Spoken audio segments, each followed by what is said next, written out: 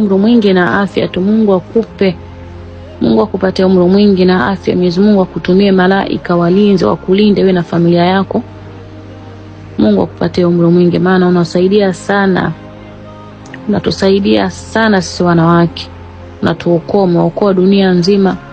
Na wewe Mwenyezi Mungu akuokoe matatizo, husda, uadui wa hapa duniani. Mungu akuokoe. Na Mungu na wewe siku ya kiyama Mwenyezi Mungu usiku akhera, Mwenyezi Mungu akufurahishe. Wajaa wengi wakutetee, wa malaika wako upande wako wakutetee, wakupambanie uende mtu wa janna, maana unawapambania watu wengi hapa Marekani, hapa duniani mzima. Basi vile umeokoa wengi, na Mwenyezi Mungu naomba akuokoe wewe na familia yako.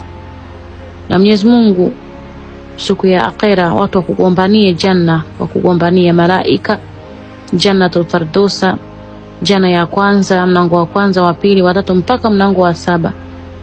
Na wewe utakuwa utagombaniwa na wale watu. Utakuwa watu wote watakuwa nakufurahia wewe. Huyu mleteni hapa aingie pepo ya 7, huyu aingie pepo ya 6, huyu aingie pepo ya 5. Yani watu watakuwa wanakueni, kila mtu atakuwa na haraka, yani watakuwa na ile hamu, tunamtaka sisi, tunamtaka. Yani Mwenyezi Mungu akuweke, akuombanishiwe malaika wa peponi. Kila mtu ajidau ni wangu, wanamchukua mimi, na kwa sababu umeokoa dunia. Mashaallah. Mungu akupe umri mwingi kakaangu. Mimi sina mengi kuongea, tutakuwa tu hayo. Na samahani sana wewe, nimekusumbua, nimekuacha audio ndefu, mtanisamehe sana kakaangu. Basi ninakutakia kila la kheri. Asalamu alaykum.